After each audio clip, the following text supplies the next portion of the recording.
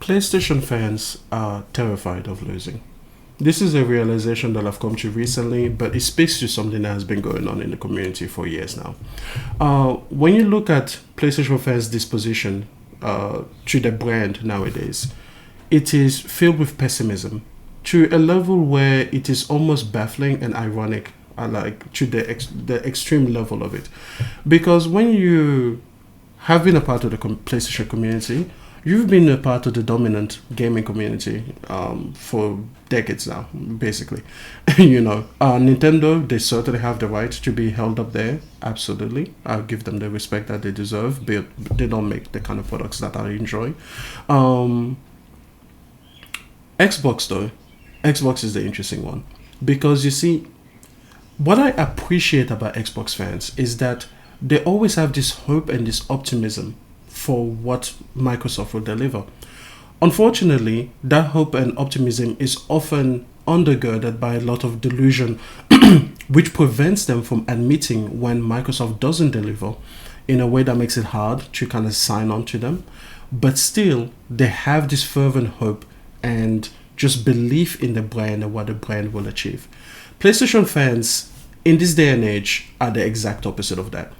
Where Xbox fans will rush to call a game amazing, great, a tremendous success before it's even released, PlayStation fans will rush to call a game an abject failure before it is released. And so let's take a look at one tweet that kind of like promoted me, to this level of thought. You have over here a tweet by Pure PlayStation, not calling the person out. It's just an example of what the community does. They have a tweet that says, "Screw live service games doesn't represent PlayStation at all. First party Japanese studios and single player games, please. I know they are coming, but losing resources on these doesn't seem worth it, and too hard to hit a winning formula on an extremely saturated market." Now, over here, they have an image of Fair Games, Helldivers 2, Marathon, Concord, The Last of Us Factions. So you see that most of the grievance here is with the live service push. So let's talk a little bit about these points. First of all, the whole thing about screwing live service games, and it doesn't represent PlayStation at all. Well, duh. Because PlayStation hasn't really made a live service games outside of Gran Turismo 7 and The Last of Us Factions. Factions was a decade ago. And Gran Turismo 7 is kind of its own niche. So it is not a far-reaching game or IP that was ever going to, move the scales in a tremendous way. People that do like Gran Turismo 7 enjoy it, but again, it's its own regulated niche. So PlayStation has not really had the chance to have live service games as part of their identity. This makes sense. This is something that they're trying to do sort of for the first time, Yes, there are exceptions, but let's call it what it is. It's pretty much trying to do it from scratch. It's a new avenue. So, of course, you don't have this PlayStation identity baked into them. But the thing is, PlayStation fans are so afraid of losing, so afraid of failure, that they don't even want to take the chance. Then there's this notion that we should get first-party Japanese studios and single-player games, please. First of all, like you said in the next part, single-player games are coming. This is something that Herman Holtz has reiterated. This is something that Jim Ryan has reiterated. But it's not good enough. We just need constant reassurance, because I guess we're children. We just need to be constantly reassured that the presents are coming for Christmas. It's crazy. Now let's go back to the whole first party Japanese studios games. Okay? Now, I don't know whoever needs to hear this, but the point is people didn't show up for these games. That's it. That's all. When people talk about Gravity Rush, people didn't show up for it. That's why there's no Gravity Rush 3. At least, I don't think there is. I didn't show up for Gravity Rush 2. So just, I guess, blame me. But the point is, I didn't show up for it. So when they go and they turn around and there's none of that, I'm not surprised. Because, there are people that literally buy the PlayStation 5 and have Astrobot. An amazing game. An amazing full-fledged game. As standard fare, part of the PlayStation 5 included on the disc, on the SSD when you buy the console, and they are never going to play it. And this is a free game that is already included in the console, but a lot of those like kind of older first party Japanese studios games, even when I look back at them, I'm not interested. I don't want those games back. I'm sorry if I need to burst this bubble, but I'm not here for it. I don't want this. What I do want is for Sony to invest in Japanese studios to actually grow the industry, to actually go ahead and sign contracts, whether it's from timed exclusivity or permanent kind of like IP ownership, but to be able to grow these studios and teams from scratch and be like, hey, listen, you get a shot at making a title associated with the PlayStation brand.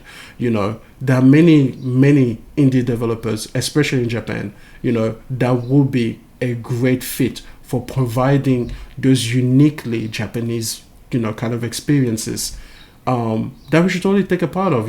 Take a look at a game like Eternites, which I don't think was developed by a Japanese developer. I could be wrong on that one. I don't know.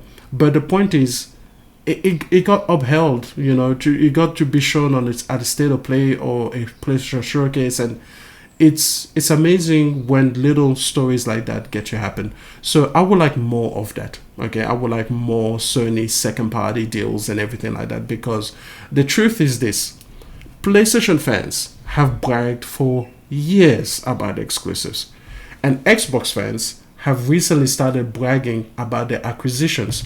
And so somewhere in the community Discord, the two have merged into this weird idea that says that a game only counts if it is exclusives if it is a first party studio, which is wrong. Games count when they are only available on your platform. That's a game that you guys get to keep, you get to have on your side.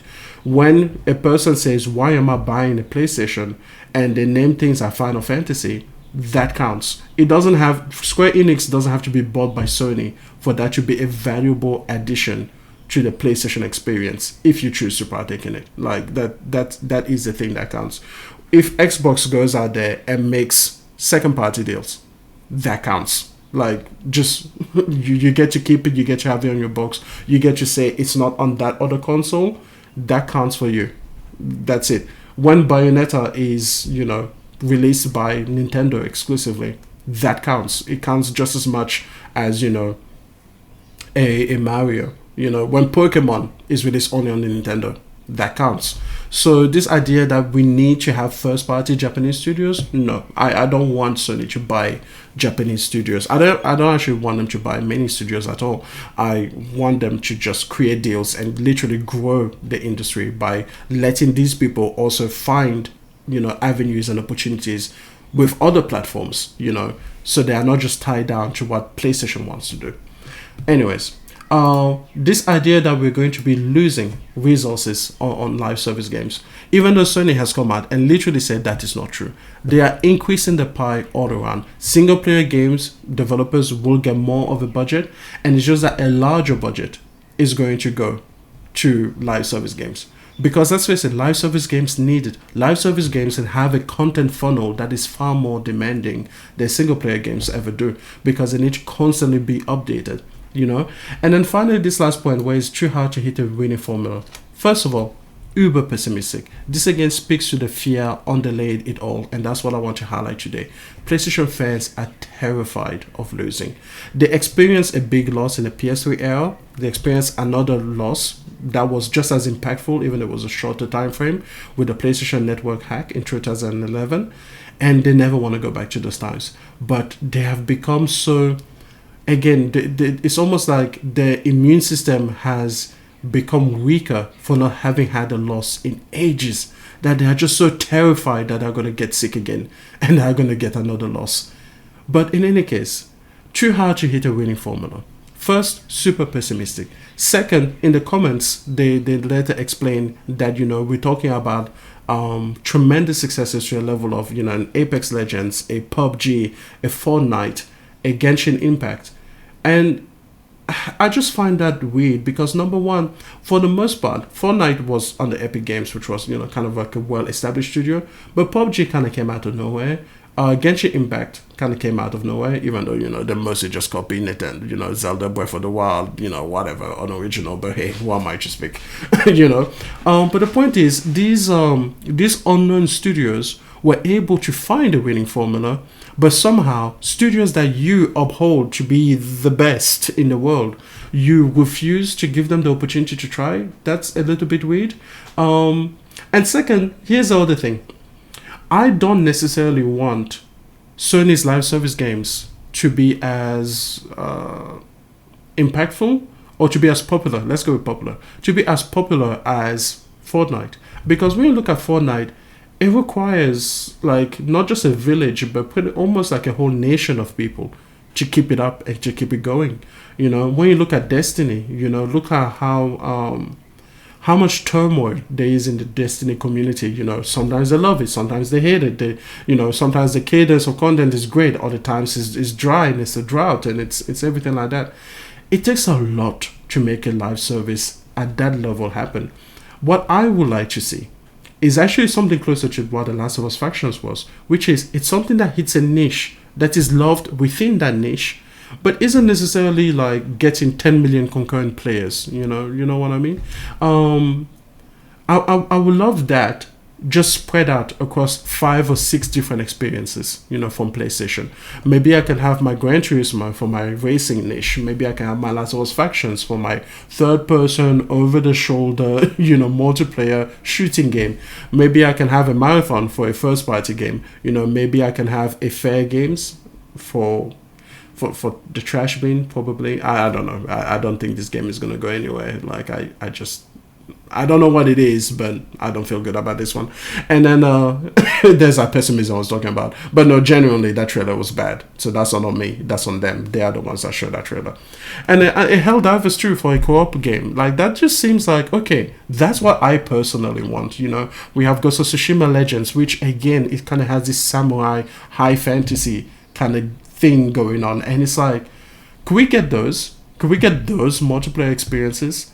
Could we not necessarily have to come up with the next Call of Duty, come up with the next, Fortnite, come up with the next Genshin Impact, come up with the next whatever it is, huge mega game that is going to be this great thing? I know that's what Sony would want because obviously those make the most money. But from a gamer's perspective, I appreciate the live service push because I like multiplayer games. I do. I have nearly 600 hours into Rogue Company. Rogue Company is not a game that deserves 600 hours of my time, but it is a game that uniquely hits on something that I want to experience, which is a really tactical squad-based game where my decisions have a lot of impact on how the match performs. That's something that I would like to see in a better game, in a more supported game, in a game that actually, kind of like deserves, my time and my money and those experiences. So I like the live service push. I understand why they are taking such a scattershot approach about it because this is brand new to PlayStation. They don't know what works yet. And the thing is, I am fully supportive of their failure. I really, really am. I do believe a lot of these games are going to fail. It's just the nature of the beast. You're trying to do at a high level something that you've never done before. They acquired Bungie basically just to help them with this, but still they should be allowed to fail. But the thing is, PlayStation fans are terrified of failure. And now, allow me. I'm going to take a moment here and I'm just going to talk about a few other topics that I didn't get to cover before because I just couldn't be bothered. So,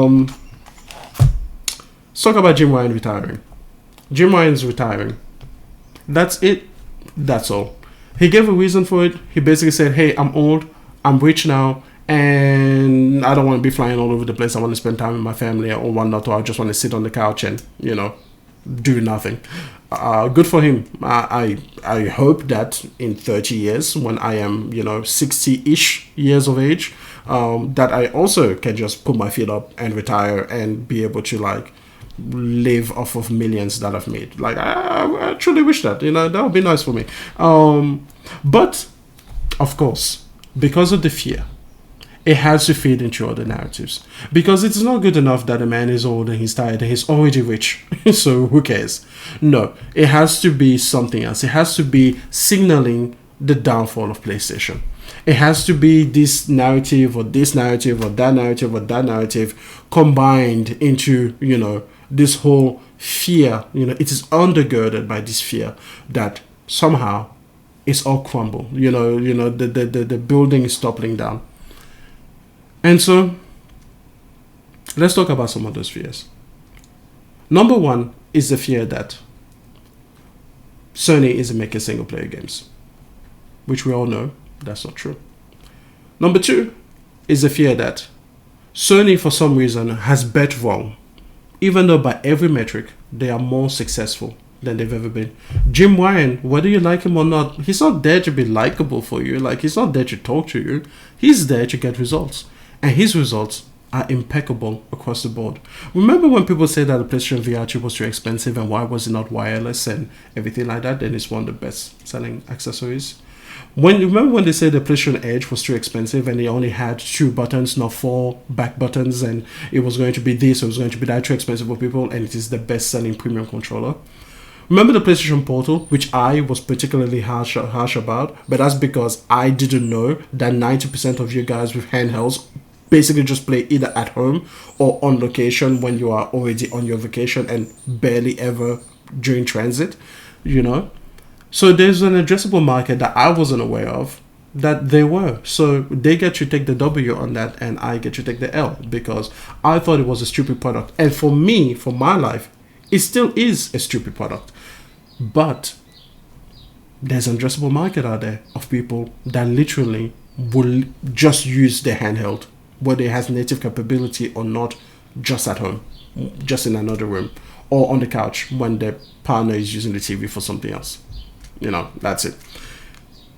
So, people don't like Jim Ryan, and the only reason they don't like him is not because of his performance, or his job, or his leadership, or his work ethic. The only reason they don't like Jim Ryan is because he's been too quiet. They want a head of PlayStation that is more transparent with communication with their fans and everything else, like sings them lullabies to go to bed. And I don't want that. I don't want a friendly PlayStation executive. Not to me, not to podcasters, not to IGN or the media. I want them to only come out and speak when they have something worth saying, worth paying attention to, okay? And so I would hope that whoever replaces Jim Ryan in however much time it's going to take to find a replacement is going to keep with this kind of like more closed off, more quiet, closer to the chest. Because I've said this before, a game should be announced officially and released officially within an 18-month time span. That is the maximum amount of time. Me knowing that The Last of Us Factions 2 has been in development since 2019 at least, that's not nothing for me. We're coming to 2024. It's been 5 years. What has that done but create frustration amongst the community? It's done nothing good. I don't want to know that, you know, even The Last of Us Part 2, I think it was announced in 2015. That took 5 years after the announcement to come out. What does that do for you as a gamer? It does nothing. I prefer what happened with Helldivers 2 as an example. Announce a game, and then within a roughly 18-month time span, release it. You know when you see it for the first time that this is coming to you in a timely fashion. Imagine that. Imagine if, you know, a restaurant came to you and just showed you a menu, and you're like, oh, I want this item. I want this right here. And they told you, oh, yes, sir, that's not coming for another 6 months. It's like, okay, well then why is it in the menu today? Like, why are you announcing a meal you haven't finished yet? Like, just show it to me when I am 20 to 30 minutes away from eating it. Like, just give it to me then. So this notion, again, that somehow Jim Ryan was too quiet and that was a detriment.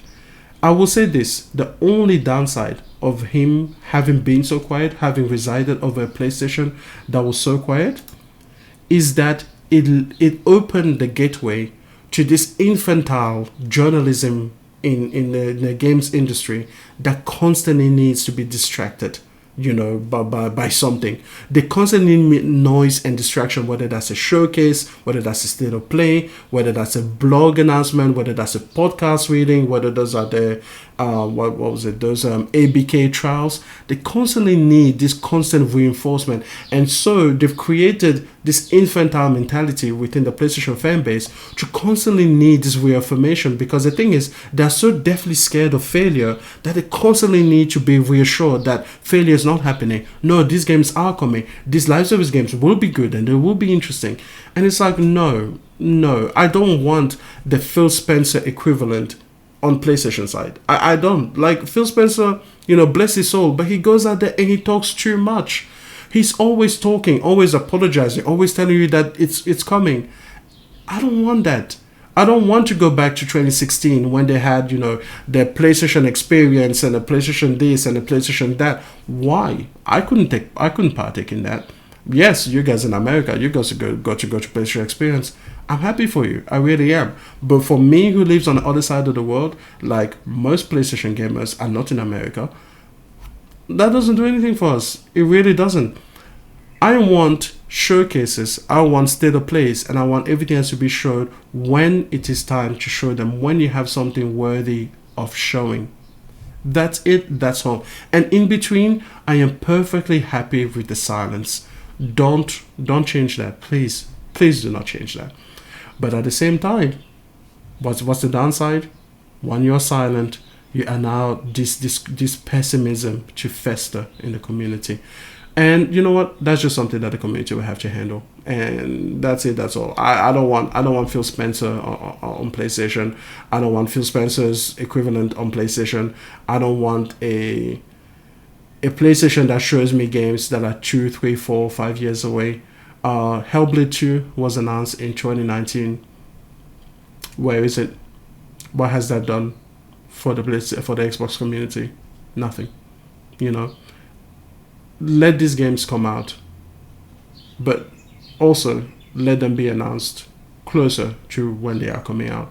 I don't support the Wolverine announcement because I don't think Wolverine is coming next year. I could be wrong on that. Fair enough. If it is coming next year, I will have no issue with it. But if it is not coming next year, then I have a problem with the fact that they announced it too early. I don't like that. I don't like that because it's just a waste of time. Anyways, guys, I think I'm just dragging this on, so I am going to let you go. Gonna let you go. Y'all have a good day or a good night, wherever you are. Enjoy.